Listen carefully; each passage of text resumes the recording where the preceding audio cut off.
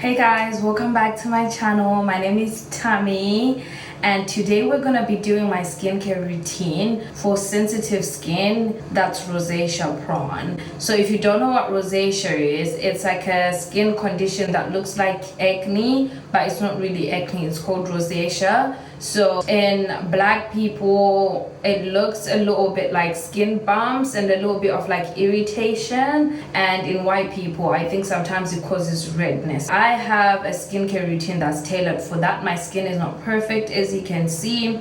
I have acne scars here, a little bit of acne scars there, and I have a little bit of bumps on my forehead as well. But from where my skin was this time last year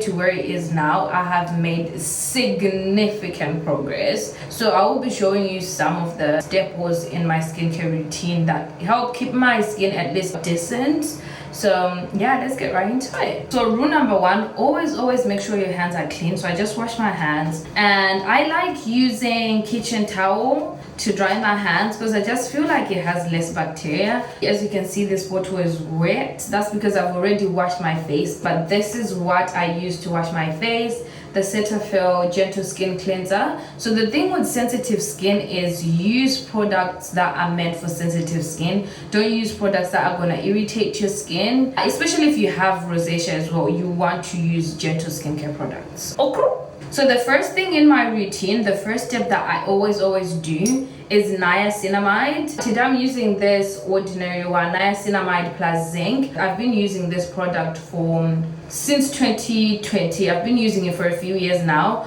So I'll do 3 drops on my face, forehead, cheek, and then gently massage that into your skin. Don't like rub it in like very vigorously, but yeah, just do it gently. I know some people like tapping it, like some people will do this. So do what works for you, but just make sure you're being gentle with the product. So yeah, and then I'll let it dry out on its own. I try not to rub it in too much. I also use it on my neck. Whatever product I use for my face, I use for my neck. That is the rule number one. Whatever you put on your face, put on your neck, baby girl. You do not want your neck to be looking old and your face looking young. It's not cute. It's not cute, sis. So I will put it in my hand for my neck because I just find that easier.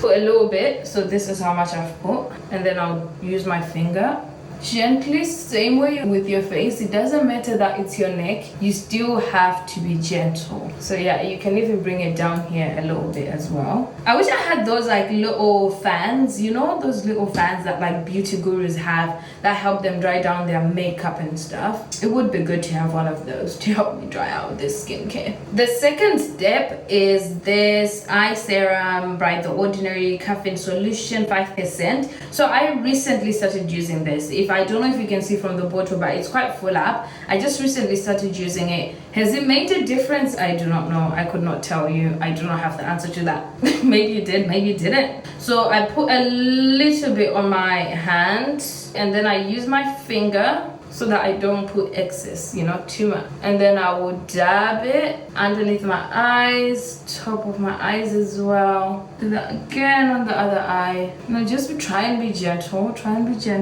So this is a recent step I recently included because I just felt like, you know, I'm getting older, I'm not getting enough sleep because we're trying to hustle out here. You know, got our life together. So sometimes I don't get enough sleep. That means dark circles, yay!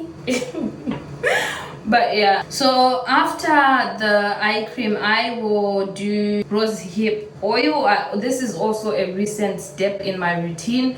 I heard that it's good in fading acne scars and also moisturizing. So I'm just trying it out. Honestly, do I feel like it's helping with my acne scars? I do not know. I think I will be able to tell in a few months if it really did help my skin or not. So I try not to use too much of this because like we said, if you have sensitive skin, rosacea prone skin, try not to do too much. I only use this once a day, not twice. I think I read somewhere saying it has tretinoin in it. So like tretinoin is like a retinoid and it's quite strong. So I obviously do not want to irritate my skin. So I will do it once a day at nighttime and I will pat it into my skin like this. I try not to rub it.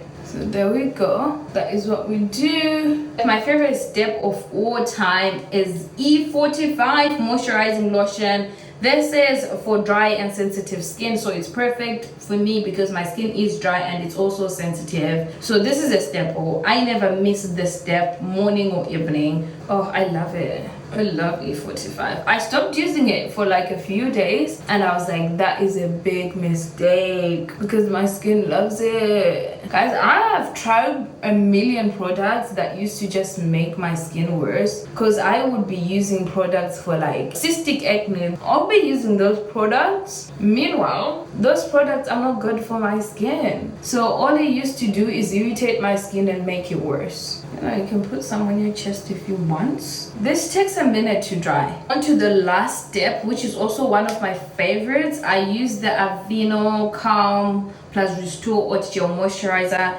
It's perfect. I feel like it just cools down my skin. It brings that like refreshing feel. So I put a little bit of that, not too much, because my skin is quite moisturized right now from the E45 and the rosehip oil. So yeah, I just put a little bit. I try, you know, to use it responsibly.